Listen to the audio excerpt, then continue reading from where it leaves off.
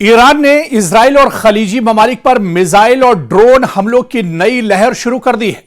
ایران نے قطر کے راس Lifan industrial city پر ballistic missile حملہ کیا ہے، جو دنیا کا سب سے بڑا LNG ٹرمینل ہے۔ اس سے عالمی توانائی سپلائی متاثر ہونے کا خطرہ بڑھ گیا ہے۔ ادھر ایران نے ایک بار پھر اسرائیل پر زوردار میزائل حملہ کیا ہے، جس کے بعد خطے میں کشیدگی مزید بڑھ گئی ہے۔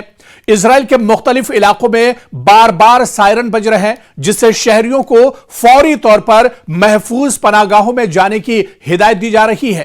آسمان میں میزائلوں اور دھماکوں کے مناظر دیکھے گئے۔ ایران کی جانب سے داغے گئے میزائل مسلسل اسرائیلی شہریوں کو اور اسرائیلی شہروں کو ایک طرح سے نشانہ بنا رہے ہیں۔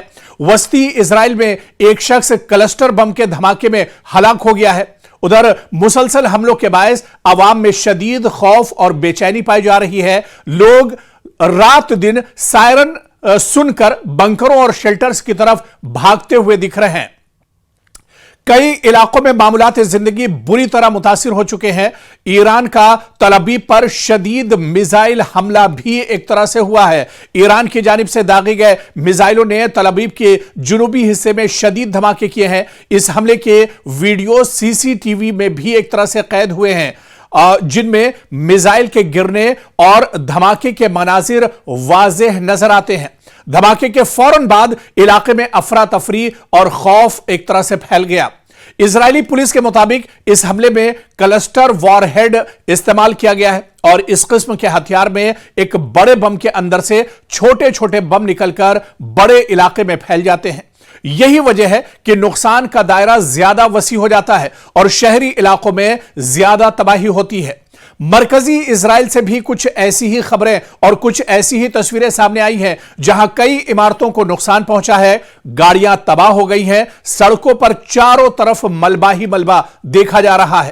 ایرانی فوج نے دعویٰ کیا ہے کہ اس نے بن گورین ایئرپورٹ میں موجود ایک ایسے اڈے کو نشانہ بنایا ہے جہاں اسرائیلی طیاروں کو ایندھن فراہم کیا جاتا ہے۔ ایرانی فوج کے مطابق یہ حملہ ڈرونز کے ایک نئی لہر یعنی ویو آف ڈرون اٹیکس کے ذریعے کیا گیا ہے۔ نشانہ وہ فوجی تنصیب تھی جہاں اسرائیلی ری فیولنگ طیارے موجود ہوتے ہیں۔ ایرانی فوج نے واضح کیا ہے کہ امریکہ اور اسرائیل کے خلاف جوابی کارروائیاں جاری رہیں گی۔ آئندہ حملے مزید شدت کے ساتھ اسرائیل اور پورے مشرق وسطی پر کیے جا سکتے ہیں۔ ایران اور اسرائیل کے درمیان جاری کشیدگی نے اندرون اسرائیل ایک نیا بحران پیدا کر دیا ہے۔ یہ صرف فوجی یا سرحدی جنگ نہیں رہی، بلکہ اس کے اثرات عام شہریوں کی زندگی، ذہنی کیفیت اور حکومت پر اعتماد تک پہنچ چکے ہیں۔ یہی وجہ ہے کہ ایران کی جانب سے میزائل اور ڈرون حملوں میں اضافہ ہوا ہے، جن کا ہدف اسرائیل کے بڑے شہر اور حساس تنصیبات بنے ہیں۔ حالیہ حملوں کے بعد عام شہریوں میں اسرائیل کے اندر عام شہریوں میں شدید غم و غصہ پایا جا رہا ہے۔ بار بار سائرن بجنے اور شیلٹرز میں پناہ لینے کی وجہ سے نفسیاتی دباؤ بھی اسرائیل اور یہودیوں میں ایک طرح سے بڑھ گیا ہے۔ لوگ خود کو غیر محفوظ محسوس کر رہے ہیں۔ اب اسرائیل پر ایک طرح سے ایران کا بہت بڑا بیان آیا ہے۔ پاسداران انقلاب نے یہ بڑا بیان دیا ہے کہ اب اسرائیل پر کھلیں گے جہنم کے دروازے۔ جی ہاں، ایران کا خطرناک اعلان کہ مشرق وسطی میں اب آگ اور زیادہ بھڑکے گی۔ اس بیچ پاسداران انقلاب کی جانب سے دیا گیا یہ سخت بیان کہ اب اسرائیل پر جہنم کے دروازے کھلیں گے۔ ایسے میں ایران اپنے حملوں میں جدید اور مہلک ہتھیار استعمال کر رہا ہے۔ جی ہاں، سجل میزائل، درمیانے فاصلے تک مار کرنے والا بیلسٹک میزائل، اس کا استعمال بھی ایران کر رہا ہے، جو چند منٹوں میں ہی اپنے ٹارگٹ کو ایک طرح سے نشانہ بنا سکتا ہے۔ اس کے علاوہ کلسٹر میزائل اور کلسٹر بم کے ذریعے بھی ایران لگاتار ٹارگٹ کر رہا ہے، جس سے بڑے علاقے میں ایک طرح سے تباہی پھیلتی ہے اور شہری علاقوں میں بھاری نقصان اس کی وجہ سے ہوتا ہے۔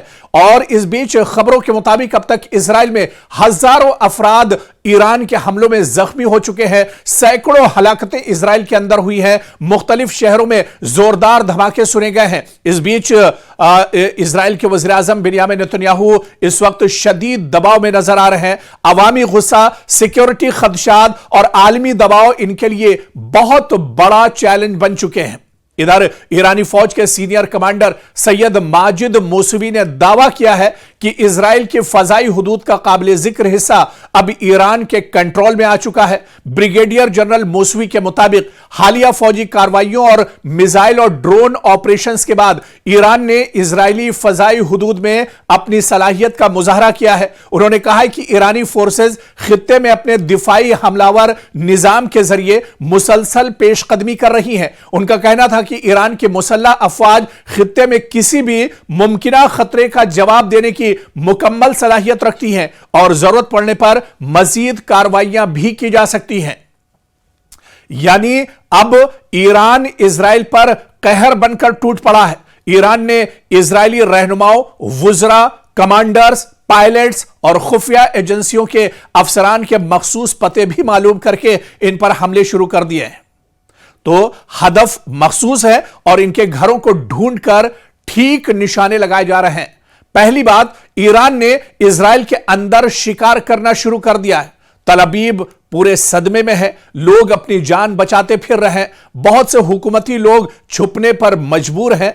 जाहिर है कि इजराइल ने यह तवक्को नहीं की थी कि ईरान के पास ऐसी सलाहियतें मौजूद हैं और वह हैरत और खौफजदा है। और यही वजह है कि इजराइल के वज़ीर आज़म की बात करें या दूसरे जो वुज़रा है उनका कोई अता पता एक तरह से नहीं है और खुद अपने को जिंदा जाहिर करने के लिए चाहे बेन्यामिन नेतन्याहू हो या दूसरे वुज़रा हो या दूसरे जो बड़े अफसरान आईडीएफ के हैं वो अपने वीडियो जारी कर रहे हैं ताकि इससे आवाम को पता चल सके कि वो जिंदा है।